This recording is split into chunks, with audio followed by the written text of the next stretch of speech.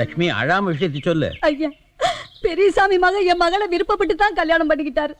2 மாசம் கூட சரியா வாழலையா. வாழா வெட்டியா திருப்பி அனுப்பிச்சிட்டாரு. இப்ப அவர் மகனுக்கு வேற இடத்துல கல்யாணம் ஏற்பாடு பண்ணிக்கிட்டு இருக்காரு. பெரியசாமி, உன் மகன் ஆசைப்பட்டு தான் லட்சுமி மகளை கல்யாணம் பண்ணிக்கிட்டான். இதுக்கப்புறமும் அவனுக்கு வேற கல்யாணம் பண்ணி வைக்கணும்னா எப்படியா? என் பையன் வேணும்னா தகுதி இல்லாத வசதி இல்லாத ஒரு அனாதைய பொண்டாட்டியா ஏத்துக்கலாம். ஆனா நான் அவளை என் வீட்டு வேலைக்காரியா கூட ஏத்துக்க மாட்டேன். டேய், என்னடா பெருசா அந்தஸ்து பத்தி பேசுற? 20 வருஷத்துக்கு முன்னாடி அந்த மாரிமுத்து உனக்கு பொண்ணு கொடுக்கலன்னா நீங்க வந்து இருக்க முடியுமா? இத பாரா, அந்தஸ்துங்கிறது பணங்காசுல வருது இல்லடா, பண்புல வருது. வீட்டுக்கு வர போற பொண்ணு பண்புள்ளவளா, குடும்பத்தை கட்டி காக்கிறவளா இருக்கணும். அவங்க இஷ்டத்துக்கு கல்யாணம் பண்ணிக்கிட்டா அப்புறம் பெத்தவங்க இருக்கு. தப்புதான்யா, நான் இல்லைன்னு சொல்லல. ஆனா 2 பேரும் நல்ல பிள்ளைங்க, அவங்கள சேர்த்து வைக்கிறதுல என்ன தப்பு? இத பார், உன் நிலைமை நான் இருந்தா கூட அதைத்தான் செய்வேன்.